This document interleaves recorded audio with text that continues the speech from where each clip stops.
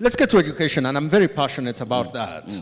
When you were in Buganda Road Primary School, I was in Nakasero Primary School, well, about the same time.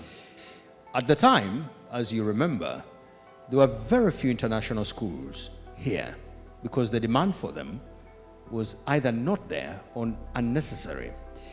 Now, we have people in the Ministry of Education running private education.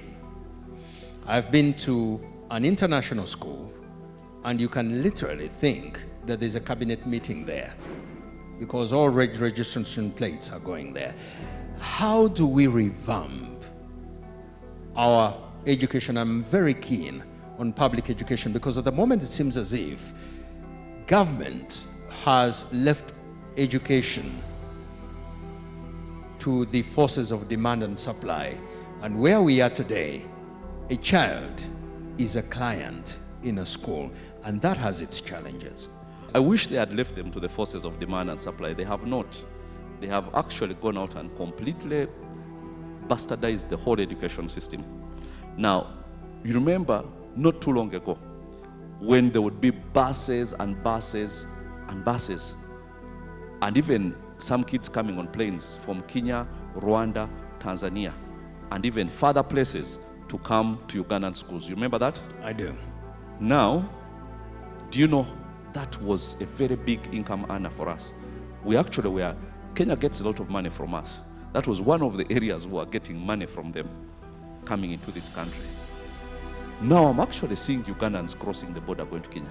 Like, he has destroyed everything just now. We have to rebuild education from scratch. And we have How do you do that? We have, first of all, by rebuilding the traditional institutions that made us who we are. Now, when you went to schools, like at the schools like Nakasero, or like even when you go to the secondary schools, like Chisubios or Namiriango or Budo and so on. There were model schools across the country. There were so Laibi, many. Exactly, in different regions. Yes, you didn't go there because you could afford. You went there because you were sharp enough. Okay. The school fees was actually very affordable. There used to be district quarters. Yes, and the school fees was extremely affordable. What actually cut people off was their brains, not their money. Now, we have to build something like that. So that way the schools had a culture. And those are the schools which produced us. They had cultures. You would tell this one went through this school, this one went through this school. And they produced everybody, including some of these leaders whom we have here. But then you see that the culture has been destroyed. Private schools, which of course were entered into by very high,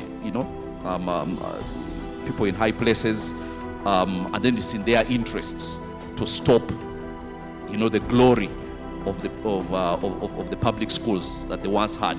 So you see names going down and institutions going down, and then other institutions emerging because they are, their business and so on, and then the whole commercialization of education.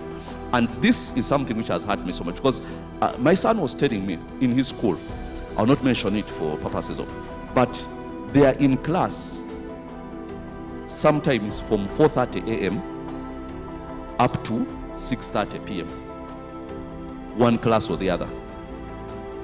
I'm taking him out of the school because if I, an adult, was put through that rigor, I would break down. But they are putting teenagers through that rigor. No sports, no time for sports. If they have in a country that hasn't made a satellite, hasn't gone to the moon, we don't make, I don't know what. In the UK, where they have satellites and go to the moon, everybody goes to class from nursery up to senior 6 at 9. And at 3, they are done. What are we studying?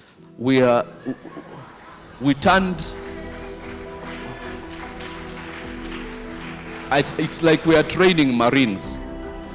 I don't believe what is going on in these schools. It is so terrible. Do you know we are having kids who are 14 and are addicted to all sorts of things? That causes addiction. There is no way you can put a child through that and by teenage he's not addicted to something. I mean, if you're lucky, it will not be something dangerous. But they end up in all sorts of things because you're screwing their brains in a way.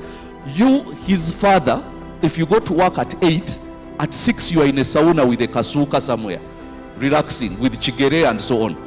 But They are still studying. your son went to school, to class at 4:30, morning preps, and it's 6:30, he's still in school. That is that is child abuse.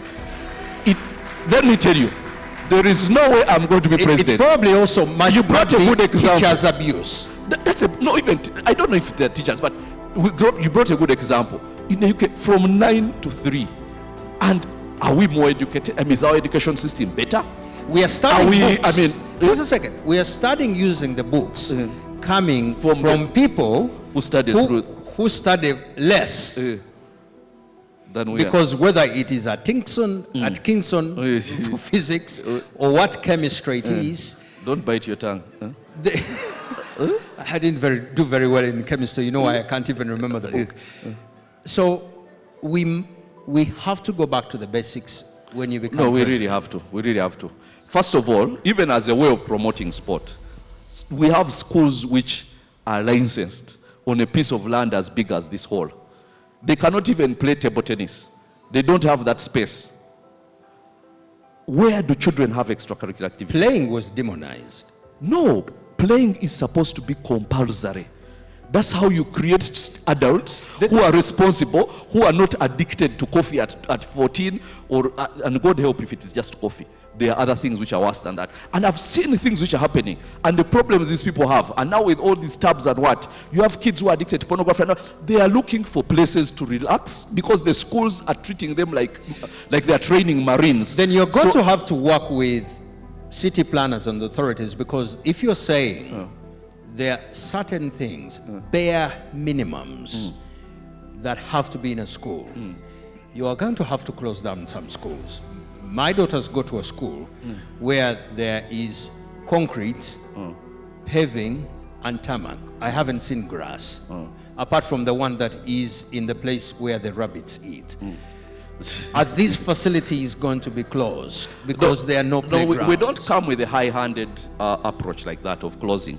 But we encourage... How about the new ones opening? Yes, that's where we start. The new ones opening, you have to show us that you have space to have at least 2 or 3 spots for, if they are girls, both genders, so that the people have time to go and have it. I mean, 4:30, kids are in, do you know they go to sleep at 10:30 and they're up at 4:30? I mean, that's like marine training. So what happens in holidays? Holiday work. Okay. I've never really understood. Holiday work aside. I asked my daughter once. It is December. You're moving from one class to the next. You have holiday work for the class you're coming from or the class you're going to. I don't know what. By the way, good question. I never thought about that. So you finished one class. Yes. You're going to the other. But you have holiday work for which class? For which class? Thank you very much. Now you cannot. The child, 3 weeks of holiday, he's sleeping from morning up to evening. You go to work, he's sleeping. You come back, he's sleeping. Because he has been sleep deprived for 3 months. There is no way I am going to let that happen. If I'm president, we have to change our education system.